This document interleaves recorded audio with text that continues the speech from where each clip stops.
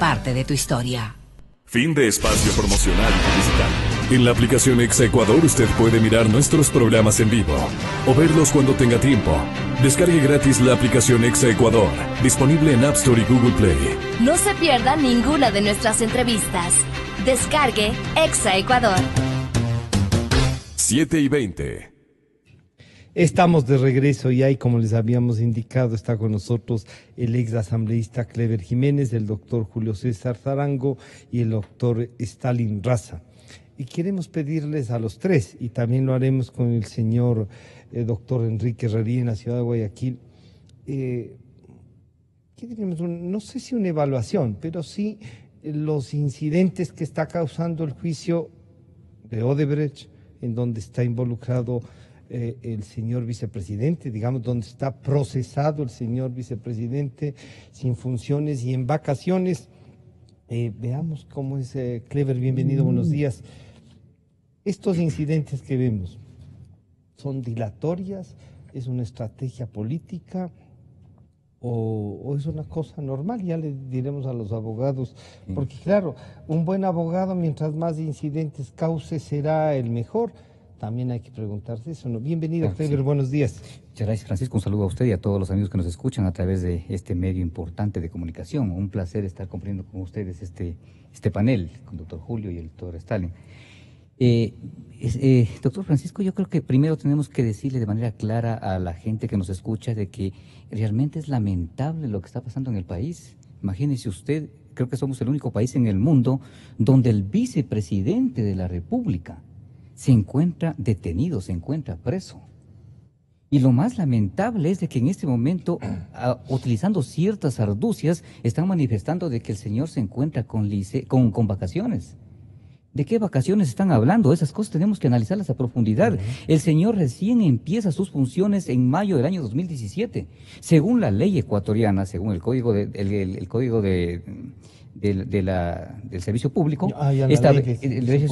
establece que aquel que cumple los 11 meses de trabajo recién tendrá derecho a un mes de vacaciones. ¿No habrá acumulado los 4 anteriores de vicepresidente? Pero él terminó su periodo en mayo del año 2017. Tenían que haberle liquidado. Si no le liquidaron, tiene que liquidarle. Ese es un derecho que él tiene, pero no puede utilizarse el periodo anterior para ahora sumar al nuevo periodo y decir que le están debiendo vacaciones y por lo tanto que está ocupando vacaciones. O sea, el señor que se encuentra en este momento detenido le está haciendo un tremendo daño al país.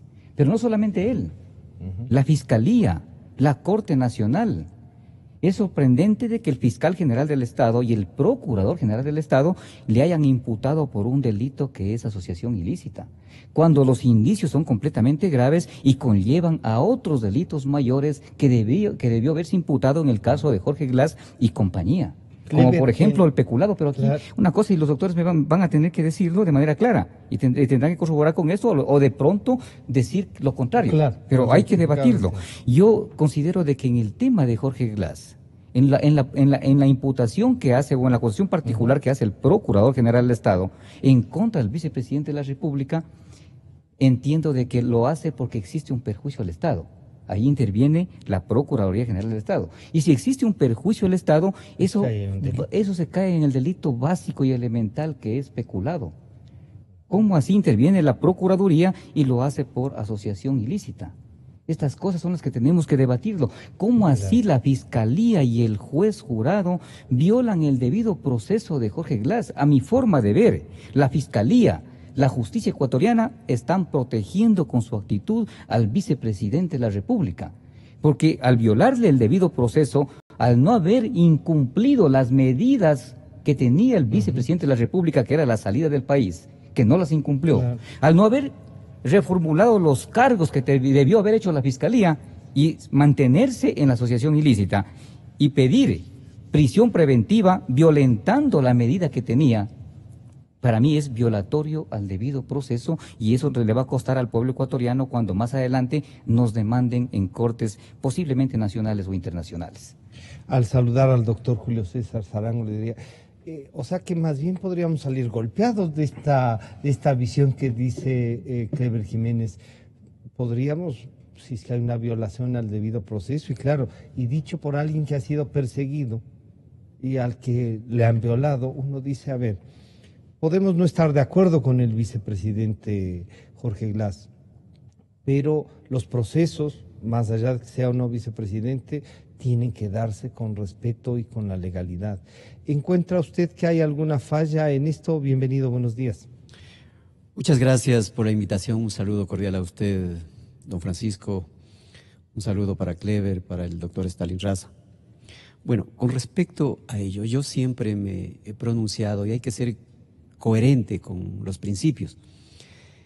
En respecto a la prisión preventiva del vicepresidente Jorge Glass, yo creo que el fiscal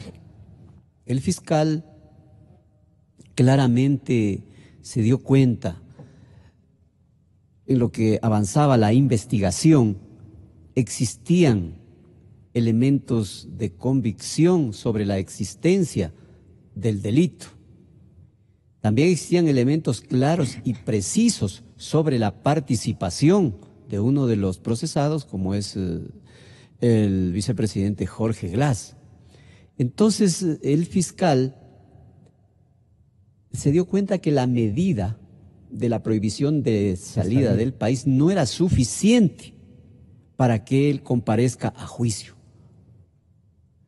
Que él estaba, si bien es cierto, caminando, andando muy tranquilamente por las calles, custodiado por la seguridad, pero era la seguridad de él, física, que eran subordinados hacia él. En cualquier momento podría haber la posibilidad de fuga. Porque ¿cuál es el objetivo de la Administración de Justicia? Sancionar al infractor y que reciba su condena. Entonces, eso podría estar en riesgo. Podría estar en riesgo, entonces el fiscal debidamente pues se fundamentó el día de la audiencia que existen elementos claros de la infracción. Había un informe incluso de la policía. Claro, hubo un informe que habían ciertos aspectos que se podía presumir la fuga inclusive del señor Ricardo Rivera. Entonces, desde ese punto de vista, me parece que está fundamentado, está motivado para que se cambie la medida de prisión preventiva.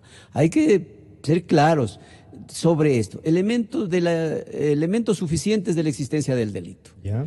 Hay, ustedes saben, testimonios anticipados en donde claramente se ha dicho que ellos participaron en el cometimiento de estas infracciones, como es sobornos, recibir dineros para la concesión de contratos, han pedido disculpas. Inclusive hay la cooperación de los Estados Unidos en donde se depositaba los valores, cientos de miles, millones de dólares. La creación de empresas offshore para que se depositen ahí esos valores, esas coimas. Entonces habían elementos suficientes. Los elementos claros y precisos de que uno de los procesados, como es el vicepresidente Jorge Glass,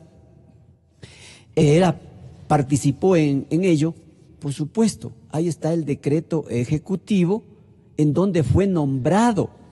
¿Esa sería una responsabilidad política o administrativa también? Legal, política, administrativa, por supuesto. Entonces, él era claramente, está justificado que él fue nombrado vicepresidente y delegado para que vigile estos sectores estratégicos. Claramente se determina que en estos sectores estratégicos fue donde se cometieron este tipo de estas infracciones, donde se dio sobornos, se dio ciertas dádivas, depósitos, justamente de los lugares donde él era parte. Entonces yo creo que ahí está claramente cumplido esos dos requisitos. Y el otro requisito es que la pena de la asociación ilícita es mayor de 1 año. Entonces se cumple ese requisito y yo ahí sí discrepo un poco con Clever. Sí, hay los elementos suficientes para que se ordene la prisión preventiva. La finalidad de la prisión preventiva es que el procesado comparezca a juicio y justamente garantizándose el debido proceso. ¿Y esto qué es el delito medio? Que sería la asociación ilícita. ¿Va a buscar consecuencias en varios otros delitos? Bueno, los delitos fines ya inclusive el fiscal mismo se ha adelantado que está iniciándose unas investigaciones por cohecho, inclusive de lavado de activos. Claro que ahí sinceramente debo decir que el fiscal Galo Chiriboga, que inició las investigaciones, quiso favorecer exclusivamente a los involucrados, porque el delito que debió investigarse es delincuencia organizada. Está totalmente claro eso, porque imagínense, hay participantes a nivel nacional e internacional. Es una delincuencia organizada nacional e internacional, en donde pues claramente se estipula estos elementos objetivos y subjetivos del tipo penal que claramente se encuadran en ese tipo penal. Doctor Raza, bienvenido, buenos días. Entonces, estos incidentes que hace el doctor Franco, obviamente uno dice, ese es su deber, ¿no? Tiene que defender y buscar los caminos. El vicepresidente ha dicho que hay demasiada presión pública e incluso ha llegado a afirmar que hay un linchamiento mediático sobre el caso de él. Pero claro, ya describiendo todo lo que ha pasado, encontramos que aquí hay un caso, ¿no? De eso ya creo que nadie duda, de que aquí hay un caso que tiene delitos y que tiene consecuencias y que el país ha perdido plata y que unos han recibido plata. Y claro, es la pregunta que nos la enseñó Vladimiro Álvarez, ¿no? En campaña, ¿dónde está la plata? ¿Se podrá llegar a eso? Y si esto que le preocupa a Kleber también, que alguien pueda decir, no tuve un debido proceso. Bienvenido, buenos días. Buenos días, Francisco, buenos días, Kleber Jiménez, buenos días al doctor Sarango, a la audiencia que nos escucha igual. Pero yo, desde lo técnico, creo que es discutible el tema de la prisión preventiva, del cambio de las medidas cautelares sustitutivas por la prisión preventiva. Mi opinión es más inclinada hacia lo que afirmaba Kleber Jiménez hace un momento que a lo que acaba de decir el doctor Sarango. Pero bueno, más allá de lo que opinemos, los tres que estamos acá, el hecho real es que los jueces han establecido que había razones suficientes de parte de la Fiscalía para establecer la prisión preventiva. Y eso han ratificado también en el último... en los últimos recursos, ¿no? Que ha ido poniendo la defensa. A mí siempre me pareció, ya para entrar en el tema de la defensa del vicepresidente Glass, siempre me pareció que es tragicómica, porque es contradictoria y además es muy propia de ese estilo dicharachero, guarachero de presentar las cosas. Que la inocencia, que la sangre de Cristo, que todo este tipo de alusiones. ¿Cree que hay un ejercicio populista pero absolutamente. de la judicatura también? No de la judicatura. De la defensa. De la defensa. Del ejercicio. Pero no está muy lejano al estilo que tenía el señor Glass en todas sus manifestaciones públicas y el que tiene su abogado. Hay gente que dice que los clientes tienen los abogados que se merecen también. Y es así. Entonces, bueno, pero digo yo, todos estos palos de ciego que ha venido dando la defensa hacen pensar, y los jueces ya deberían ponerse un poquito firmes con eso, de que efectivamente hay una estrategia dilatoria. Porque esto de presentar la solicitud de revisión de las medidas cautelares y el día que se da la audiencia desistir de ellas y luego apelar de las medidas cautelares y luego poner un recurso de habeas corpus, una acción de habeas corpus, ahora recusar al juez y iniciar un proceso de investigación. Efectivamente obedecen a una dinámica dilatoria. Y eso el juez podría parar. Y los jueces tienen la facultad correctiva, dice el Código de la Función Judicial, de llamar a los sujetos procesales a que se comporten con lealtad y con buena fe procesal. Porque no puede ser pues actuar con lealtad ni con buena fe procesal, presentar la revisión de las medidas cautelares y después desistirlas de ellas, y luego insistir con otro recurso. Entonces ya va siendo tiempo de que los jueces también le pongan un alto. Yo no sé, cuando el asambleísta Jiménez estaba ejerciendo su defensa, si le dieron tanta posibilidad de presentar tantos recursos y tantas cosas, no le pararon, como creo que efectivamente le pararon, y hasta llamaron la atención a los abogados. Yo me acuerdo que al doctor Ramiro Román, que participó también en ese proceso, no sé si como abogado del asambleísta Jiménez o del señor Villavicencio, pero le iniciaron como 6 sumarios administrativos en el Consejo de la Judicatura por presentar pedidos impertinentes supuestamente. Bueno, ya va siendo tiempo. Medidas cautelares. Y sí, ya va siendo tiempo entonces de que también a la defensa del vicepresidente le llamen la atención por esa razón. Porque claramente lo que se busca acá es que todos los jueces de la Corte Nacional, jueces y conjueces, tengan un paso por este proceso. Fíjese usted, El doctor Jurado es quien está llevando adelante la etapa esta de la instrucción fiscal. Y cuando apelan de la prisión preventiva, van a conocer 3 jueces, que no son el doctor Jurado. Y cuando piden el recurso, la acción de habeas corpus, conocen otros 3 jueces, ya son 6, 7 con el doctor Jurado. Cuando apelan de la prisión preventiva, tendrán que conocer otros 3 jueces, ya van 9, 10 jueces con el doctor Jurado, y así sucesivamente. Entonces, claro, lo que va a pasar al final del día... Si recusan al juez... Tendrán que conocer otro juez, otro juez, que conocerá el juicio de recusación, la acción de recusación, y si se acepta la acción de recusación, pasará esto a conocimiento de otro juez que no es el que conoció la acción de recusación. Ahí nomás ya vamos sumando como 12 o 13 jueces, de los 21 que integran la Corte Nacional. Y entonces lo que claramente va a pasar al final del día es que cuando lleguemos a la etapa de juicio... No haya jueces que libres. Claro, o sea, bajo la lógica, bajo el criterio de la defensa, no es un criterio que yo comparta, pero bajo el criterio de la defensa del ingeniero Glass, lo que se dirá es que todos los jueces han emitido opinión de alguna manera sobre el proceso, y no hay jueces que le juzguen. Y eso sí sería lamentable, porque está entrampando entonces el proceso, y lo ha logrado. Fíjense ustedes que para el lunes anterior... de prevaricato, ¿no? Bueno, además, fíjense ustedes que para el lunes anterior estaba prevista la audiencia preparatoria de juicio. Y ya ha conseguido que se suspenda, me parece que para esta semana, finales de esta semana. Y bueno, esa es la estrategia dilatoria que está aplicando el abogado. Yo creo que tiene derecho a pedir lo que quiera, pero dentro de los márgenes de la buena fe y de la lealtad procesal, y los jueces tienen en cambio la facultad de denegar esos pedidos, incluso de rechazarlos si ven que no son fundados. Y estos palos de ciego de la defensa me parecen, insisto, como decía desde un inicio, tragicómicos, pero enredan el proceso, enredan la racionalidad que debería tener el proceso. Clever, y ahí yo quiero apelar a esto de la persecución suya. El vicepresidente en 2 entrevistas largas que ha dado desde la prisión, ha hecho notar de que a veces él se siente como que está perseguido. Y claro, y el sentimiento del país, somos así los ecuatorianos, ¿no? Comienzan a tener pena y dicen, sí, pobrecito, ¿no? ¿Cómo manejar esto? Que siendo un derecho de que hay que garantizarle todo el proceso, que hay que su debido proceso, pero que no hay que por pena dejar que esto se pase en la hoja. ¿Cómo hacerlo, Clever?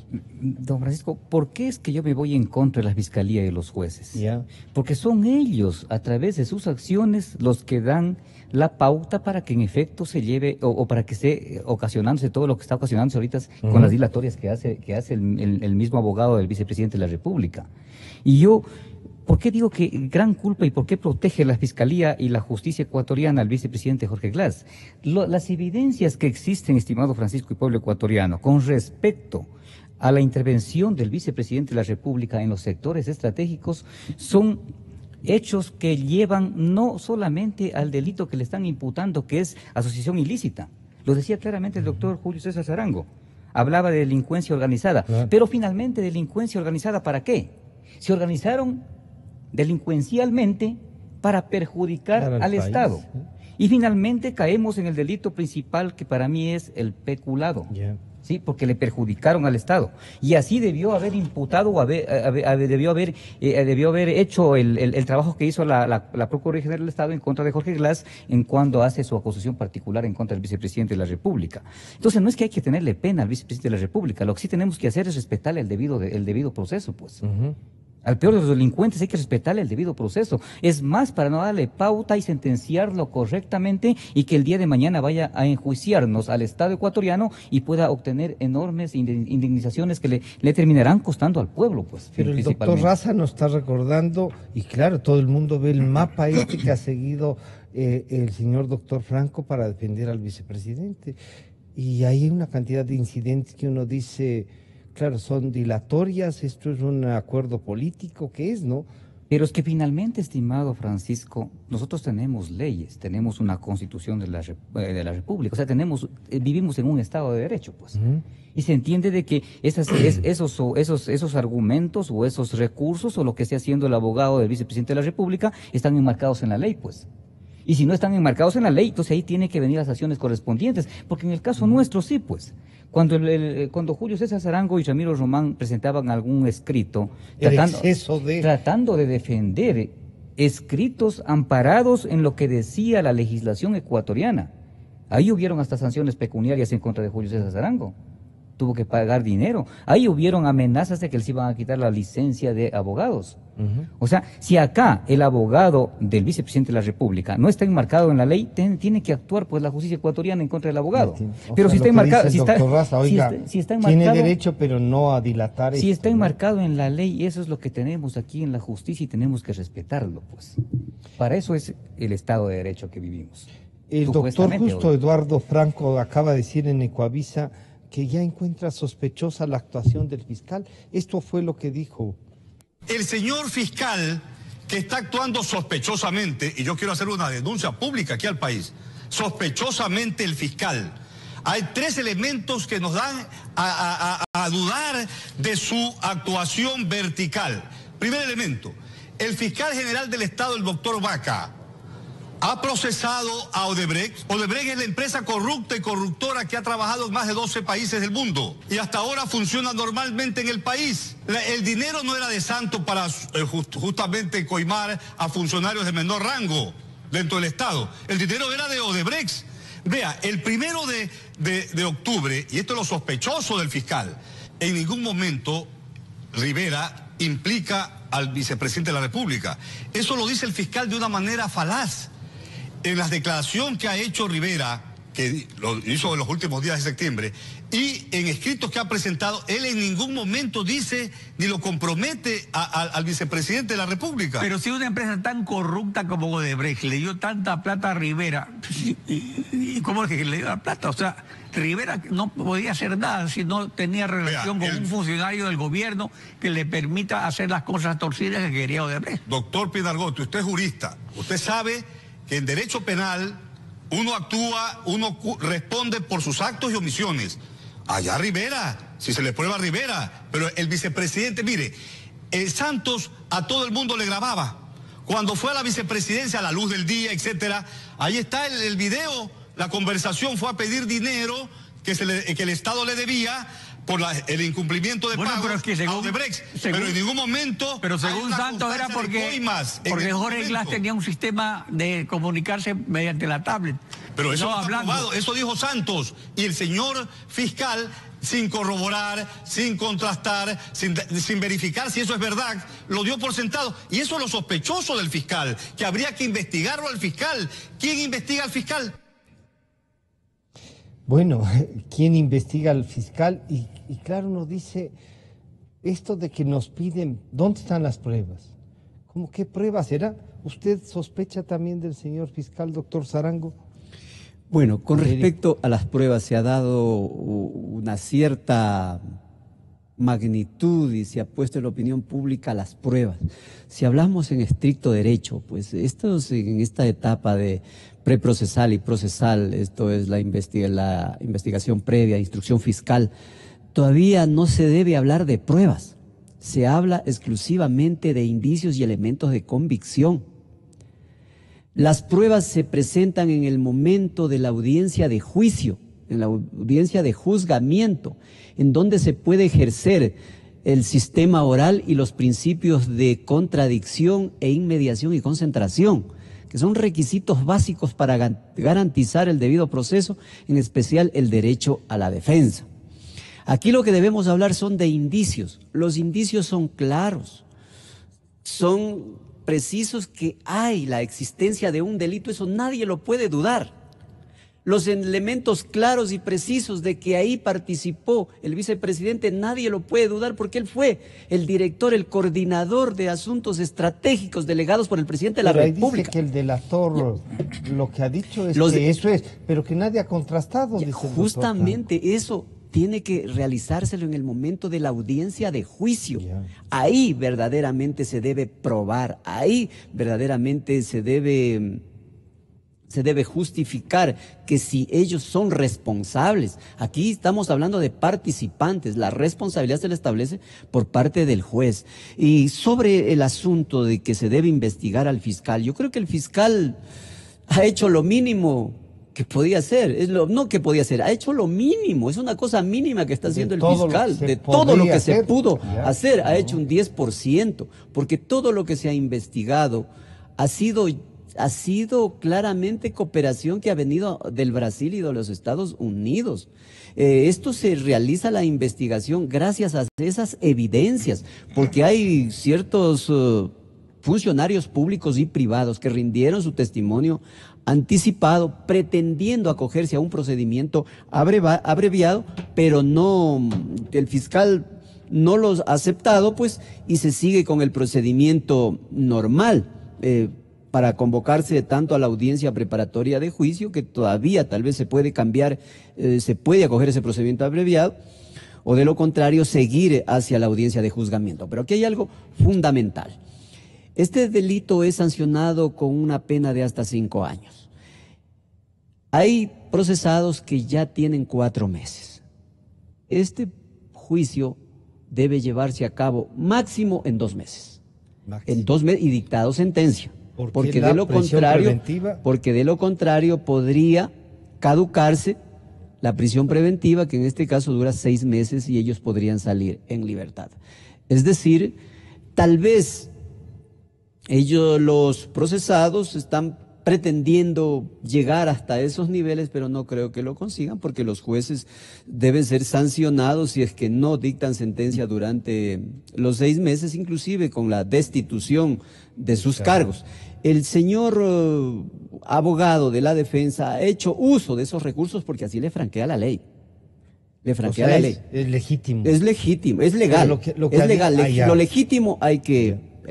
Es legal. Lo que decía el doctor Raza, dice, vean, pero los jueces pueden analizar y decir, por supuesto, está haciendo un uso abusivo de la ley. Abusivo de la ley, por supuesto. Esos son legítimos, esos recursos que le franquea la sustitución, la apelación, el habeas corpus, por supuesto, si la detención o la orden de prisión es ilegal, ilegítima y arbitraria.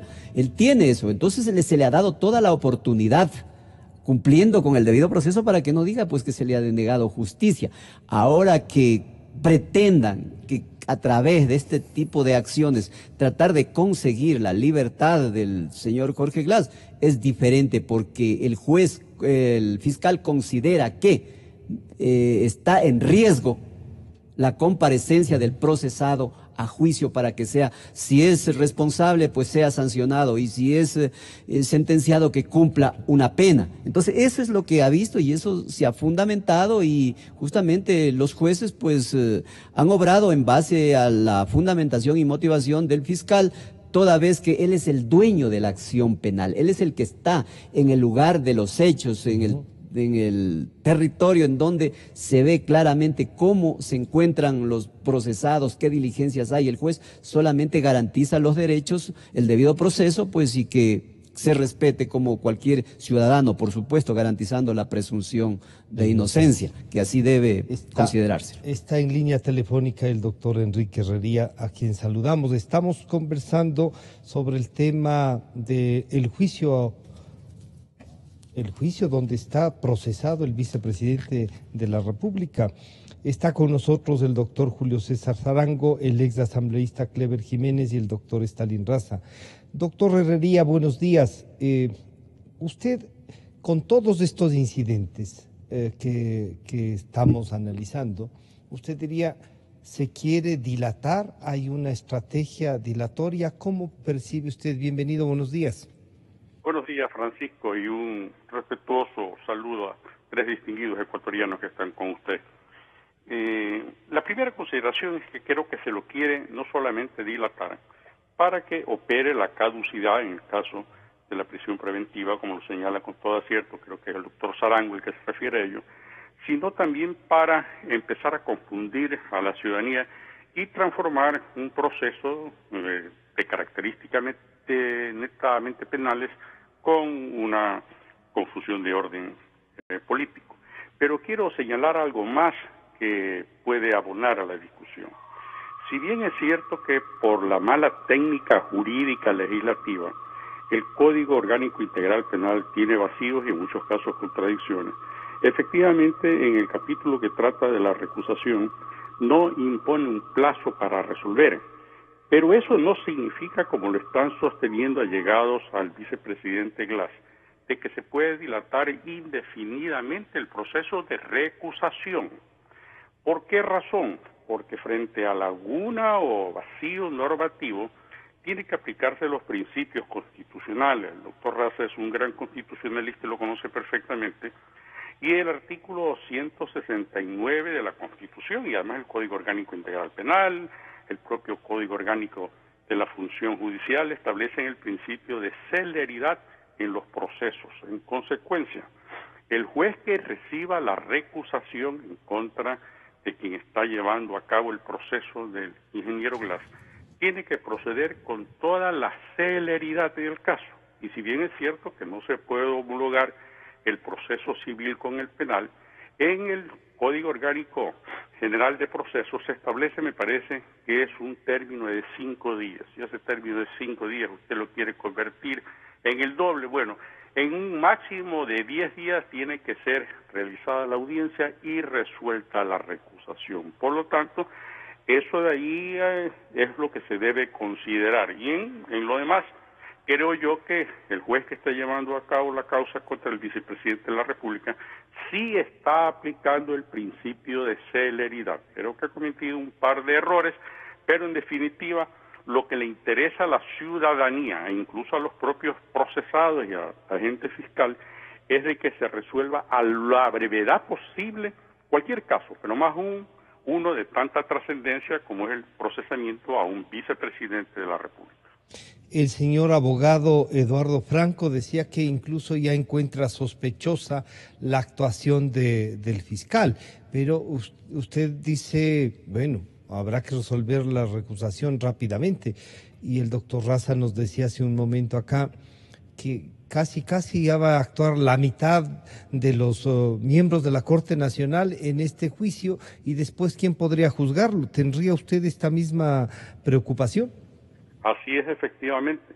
A lo mejor lo que se está pretendiendo con la dilación procesal es lograr que se cumpla la posesión de los nuevos magistrados de la Corte Nacional de Justicia en otro proceso de carácter administrativo. Estoy hablando del concurso supuestamente de méritos y oposición que está llevando a cabo Gustavo Yal para reemplazar 7 magistrados de la Corte Nacional de Justicia. Es decir, pasamos de una corte, o de jueces, no todos por supuesto, de unos jueces de la justicia ordinaria del más alto nivel que dependían o estaban subordinados al expresidente Rafael Correa, para pasar ahora a otros jueces que, de acuerdo a los antecedentes, estarán subordinados ya directamente al doctor Gustavo Yal.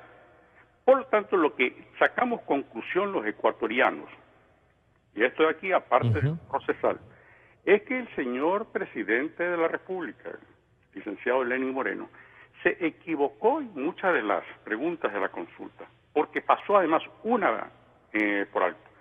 Yo creo que se debía haber removido a toda la Corte Nacional de Justicia. La mejor Corte Nacional de Justicia, sin desmerecer a las otras, fue la que se seleccionó en el año 2005 con el concurso del doctor Leandro Despuy, que en aquel tiempo era el comisionado de las Naciones Unidas para Independencia de los Sistemas de Justicia de las Américas. A esa Corte Nacional de Justicia, en la cual, salvo 3 excepciones, los demás eran magistrados de altísima probidad y competencia, a esa Corte Nacional de Justicia fue a la que el expresidente Rafael Correa envió a su casa y la sustituyó por la actual Corte, que desde su inicio fue cuestionado por el propio Baltasar Garzón, veedor, encargado por Rafael Correa de llevar a cabo un proceso de revisión de esos nombramientos. Yo creo que hay una enorme incertidumbre en el país respecto de los resultados de este proceso penal en contra del vicepresidente de la República. Todo puede ocurrir en un estado en el cual no existe, obviamente, independencia del sistema de justicia. Muchísimas gracias, doctor Herrerí. Estaremos comunicándonos con usted en los próximos días, siempre para obtener estas reflexiones. Gracias, Francisco. Buenos días. Buenos días. Doctor Raza, bueno, estas dudas que las planteaba usted y que van generando, ¿El objetivo qué será? Que no se juzgue, que alguno caiga en alguna, qué sé yo, un tema jurídico que anule este proceso. ¿Se puede llegar a eso tanto o no? Yo pienso que esa es la idea de la defensa del ingeniero Glass. Entrampar, ensuciar el proceso y asentar esta noción, contaminar el proceso de esta noción de que se trata de un juzgamiento más bien político y mediático, eso es lo que se ha dicho, antes que jurídico. Entonces, claro, lo que se va a decir es, tengo denunciado por prevaricato al juez que conoció la etapa de instrucción fiscal. Tengo recusado también a ese juez. Los jueces que conocieron el habeas corpus fallaron en contra de derecho, porque ya va a apelar del habeas corpus también. Y tendrán que venir otros 3 jueces de la misma Corte Nacional o con jueces a conocer esa apelación. Y sigue sumando usted. Claro. Y luego empezar a dudar también del fiscal, ¿no? Dudar del fiscal, sospechar del fiscal para seguir contaminando y ensuciando la cancha. ¿Sí? O sea, es una estrategia que es deleznable, pero finalmente me parece que es la única que le queda, porque si no le toca a la defensa del ingeniero Glass jugar con las herramientas técnicas. Y eso es lo que claramente no ha hecho hasta este momento. Por eso yo decía, se trata de una defensa tragicómica. Porque lo que se basa es en estas cosas, en estas estrategias circenses, digámoslo de alguna manera. Que sí, que pueden tener algún fundamento en normas generales de la ley, pero que claramente los jueces deberían determinar si son o no son abusivas, si son o no son desleales. En el tema de, por ejemplo, del habeas corpus, planteado eso, ¿puede desechar un juez la solicitud de un habeas corpus? ¿Puede desechar la recusación? ¿O hay que dar trámite? El juez en el habeas corpus lo que va a hacer es pronunciarse, como decía el doctor Sarango, sobre la legalidad, la legitimidad de la detención, ¿sí? Y de la prisión preventiva también. Claro.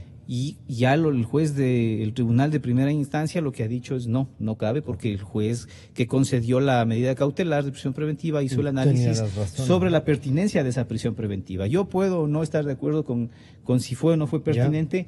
A mí me parece que las actuaciones últimas, y esto vengo sosteniéndolo en algunos otros espacios, las actuaciones últimas de la Procuraduría y de la Fiscalía, por eso me acerco un poco a lo que decía Clever Jiménez hace un momento, fueron actuaciones más que jurídicas de coyuntura.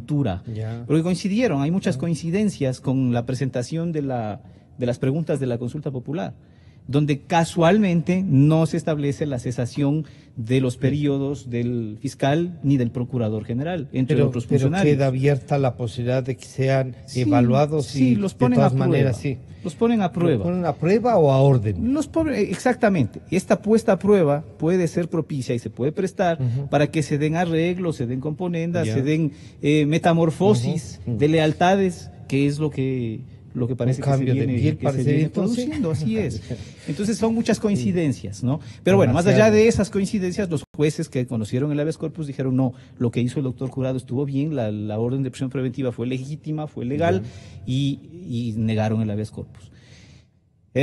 Bueno, ahora sospechar del fiscal es lo más fácil, ¿no? O sea, facilito. O sea, decir que sospecha. Claro, decir que sospecha es la estrategia más socorrida para Pero ¿no será que también el doctor Franco se suma a lo que al inicio de este proceso era una sospecha generalizada de que por haber sido asesor del expresidente, el señor fiscal, caía en esta sospecha? Sí, pero no tiene lógica, no tiene racionalidad, porque si eso fuese así, el fiscal estaría actuando de otra manera. Y claramente el fiscal ha dado un giro de timón en los últimos momentos. Pero lo que dice el doctor Sarango, ¿no le quedaba otra? Sí, porque, a ver, la prisión preventiva pudo haberse pedido desde el inicio de la vinculación. Pero hubo un giro inesperado que para mí coincide con la presentación de las preguntas para la consulta popular. Clever, estas coincidencias y estas sospechas que van cambiando de sectores, además, uno diría, ¿qué le falta a esto para que concluya, Clever? Ya políticamente, ¿el juicio político será? ¿Usted estaría ya planteando si estaría en el Congreso como legítimamente le correspondía? No solamente recién pensar, Francisco, en juicio político en este momento ya debería estar destituido el vicepresidente de la República. El vicepresidente de la República, por dignidad, no por él, por el país, ya debió haber denunciado desde el momento mismo en que estaba involucrado el tío de él en las coimas de Odebrecht. Pero él y en los dice que es depósitos. hombre inocente y que por qué Vean, en la cabeza de él. más allá de que en este momento no se pueda hablar de pruebas, las evidencias son claras, estimado Francisco. Yo he traído aquí documentos donde se vincula directamente al vicepresidente de la República. Entonces, Francisco, aquí hay que ser completamente claros. Mire, aquí tengo varios documentos, aquí están los decretos ejecutivos. Desde el año 2010 viene manejando el vicepresidente de la República los sectores estratégicos. Y aquí una cosa fundamental. ¿Quién es el que le encarga a los sectores estratégicos al vicepresidente de la República? Nos estamos olvidando de la parte fundamental. Fue el expresidente de la República, Rafael Vicente Correa Delgado, es el principal responsable de todos los atracos que han venido dándose en el país. Sin temores, hay que decirlo de manera clara. El Procurador General del Estado, hoy que veo que tenés acusador particular, es él el abogado del Estado, es él el que revisó los contratos con Odebrecht. Es parte de este proceso que tiene que estar también involucrado. Tiene que ser investigado. Y ahora estas sospechas le hacen poner esto para decir, oiga, usted no puede. Mire, y un elemento importante, Francisco, por el tiempo, porque veo que ya están haciéndole señales raras por el asunto del tiempo. Pero mire, yo quiero concluir con esto, que es fundamental. Más allá de que salga o no salga de la cárcel el vicepresidente de la República, yo debo decir con claridad, el fiscal no le hizo ningún bien al país pidiendo la prisión preventiva de Jorge Glass. El bien que pudo haberle hecho al país es realmente reformulando los cargos en contra del vicepresidente, porque las evidencias son completamente claras y contundentes. Y las evidencias no son para simplemente haberle imputado por un delito tan leve como el que le tienen imputado ahora, que para mí eso significa protección al vicepresidente de la República, y solo en ese aspecto sí concuerdo con el abogado del vicepresidente de la República. El fiscal no ha actuado correctamente en este tema y habrá que investigarlo más adelante para que respondan del país. ¿Por qué es que le imputó un delito tan leve y no los verdaderos delitos que debe imputársele al vicepresidente de la República, que son fundamentalmente el peculado y delincuencia organizada? Yo quiero agradecer al doctor Julio César Sarango, al ex asambleísta Clever Jiménez, al doctor Stalin Raza y al doctor Enrique Herrería en la ciudad de Guayaquil. Tenemos ya una cadena nacional de la asamblea. Enseguida volvemos.